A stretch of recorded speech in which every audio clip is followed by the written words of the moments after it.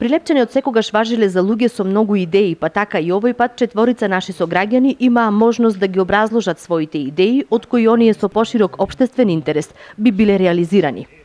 Меѓу презентираните идеи беше и онаа за поставување на камен обелиск на кој би била врежана символично историјата на Прилеп и Македонија. Потоа се понуди идеја за изградба на музеј Маркови кули, кој би бил лоциран во стариот град, Варош, а тука беа и идеите за организирање на интернационален стрип фестивал, за отворање на индустријски центар за развој на информатички комуникацијски технологии. Некои пријатели со оглед дека има издавачка куќа, која се уште постои за издавање на стрипови.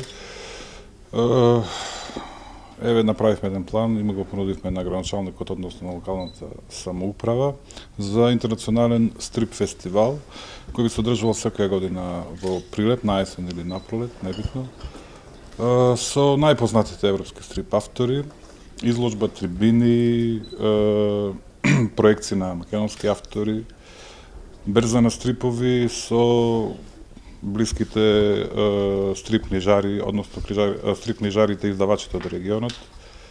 Една полукомерцијална промоција на градот Прилеп, кој е познат по фестивалите, по карневалот, по пивофестот и така натаму. Значи проектот, идејата беше индустријски центар за развој на информацијски и комуникацијски технологии. Значи знаеме дека информатичката технологија е двигател на општеството, значи без тие нови сервиси, мобилни апликации, веб решенија, не можеме воопшто да функционираме во модерно општество, затоа нашата идеја беше да се формира некој индустријски центар за развој на тие, за помош за развој на тие нови стартап како организации или институции кои преку нивно, значи преку овој центар ќе се возможи многу побрзо тие да прераснат во некои постоечки фирми кои што се составени од млади интелектуалци, значи во областа на информатичката технологија.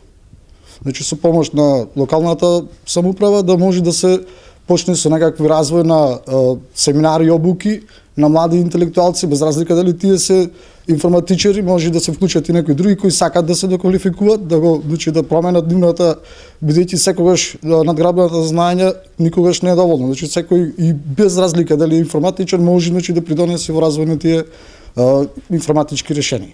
Градоначалникот Маријан Ристевски со пофалба дека прилепчани се непресушен извор на идеи и дека дел од нив се веќе реализирани.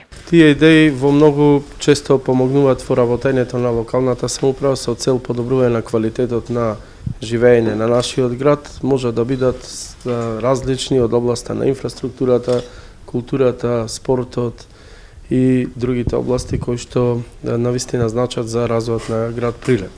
Дел од овие идеи до сега се прифатени, се претворени во одлични проекти кои што многу значат за градот. Например, од денот на идеи потекна и мотокрос патеката, исто така од денот на идеи потекна и рајската градина на Могила. Од денот на идеи потекна различни културни манифестации, произлега од пишување на одредени книги кои беа промовирани во текот на минатите години и така натаму. Исто така и денес имаме на денот на идеи најразлични видови идеи. Ние секогаш многу добро ги разгледуваме овие идеи, понатаму ги разработуваме на колегиуми и се она што е во рамките на нашите финансиски можности и ингеренции на локалната самоуправа, голем дел од овие идеи ги реализираме или во тековната или во наредните години.